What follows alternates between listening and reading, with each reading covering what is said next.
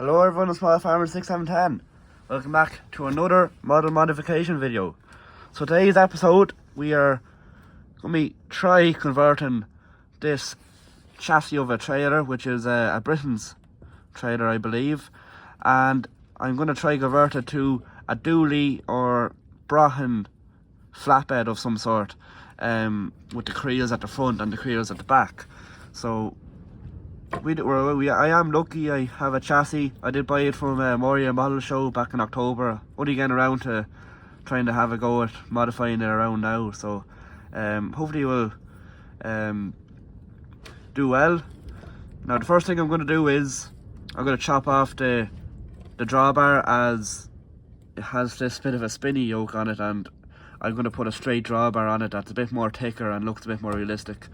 So that'll be one of the things, and after that I'm going to use a bit of Plastistruct to put on the flatbed of the trailer, and it should be simple enough after that. I mean, there's a good bit of building in this one now, so it should really challenge my building skills. But yeah, no, as I said, we are lucky. We have a good frame to start off with, which is good. So yeah, I'm going to start off with cutting this off. So I have a good bit done now, have the drawbar on.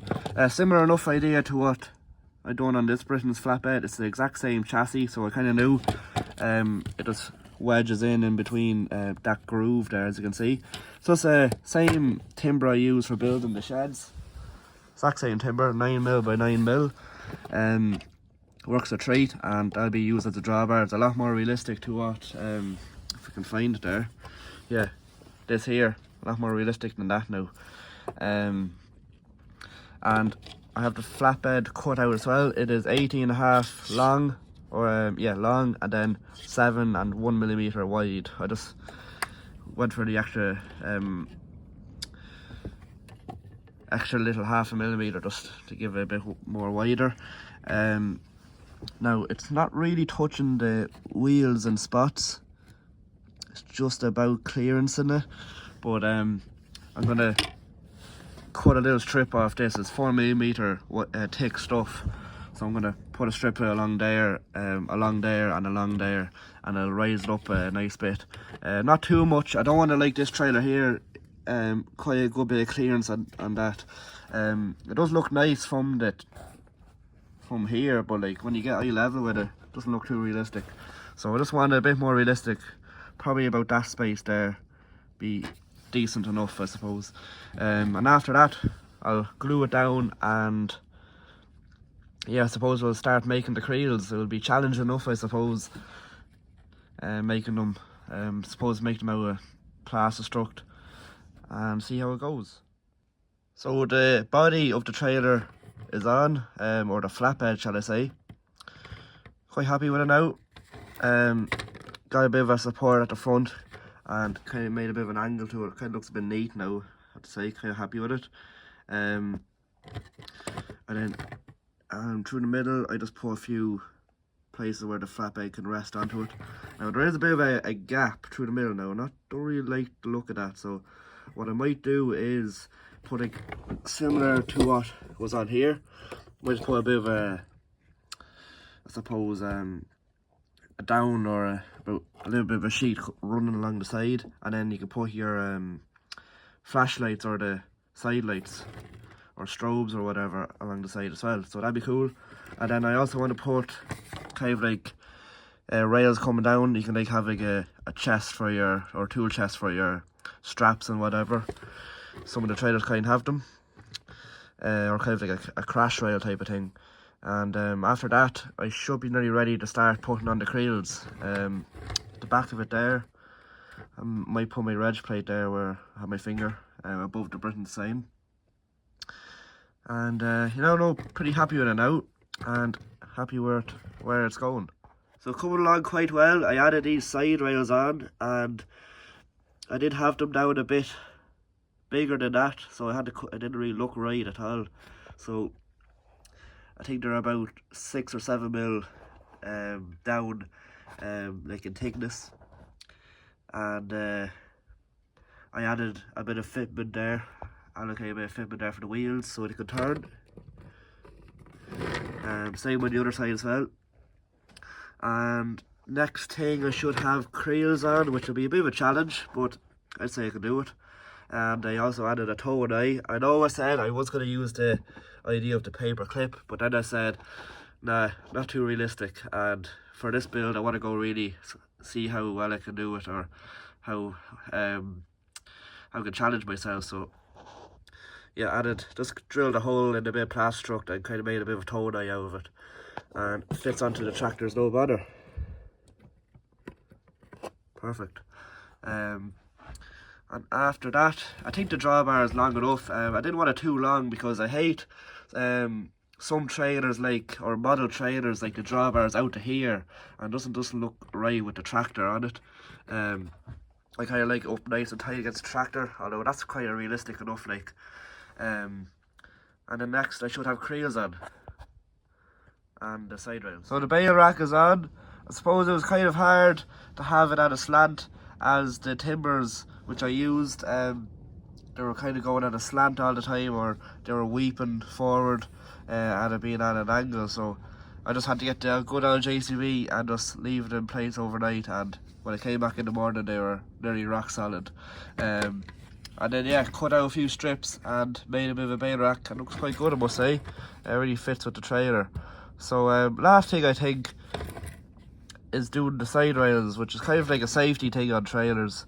If a car goes underneath, the side rail kind of stops them from going into the actual chassis of the trailer. So kind of like a crash bumper on a car kind of thing. Shouldn't be too hard anyway. It's the last thing really. I might do a bit of a mud flap at the back, but that won't be till after the paint. And yeah, look, quite good at the moment, I have to say. One thing I was looking at there, I was putting it on different tractors, and it seems that it goes better on the Universal Hobbies Massey Ferguson, or Universal Hobbies tractors in general, as the hitches kind of come out a bit further on the Universal Hobbies tractors. But when I put it on the likes of a different tractor like a Viking, they have the hitches more inwards into the tractor, a bit more realistic. The rack is kind of up against the cab a bit too much, so I might need to alter the the drawbar if I was to have it on all tractors, but we'll come to that when we see. So after getting several coats of red paint and primer, and we have a very nice finished coat. Now the trailer's not finished yet. I still have to get some decals, and I'm going to put some mud flaps on as well. I also want to put some hydraulic pipes and a bit of a stand where the hydraulic pipes kind of assemble onto. You know what I mean, what I have it made. And the shoe fell off, so I'm going to have to make another one of them, unfortunately, but however. And yeah, back mud flap as well, and I'll just have to colour in them lights, as if I masked them up, I felt like that to be blue showing from the original chassis. So turned out quite well, guys, and after that the trailer is more or less done. I just need to put a dab of red paint on each of the axles there. But yeah, it really looks well on the 7810, so it does, as you can see.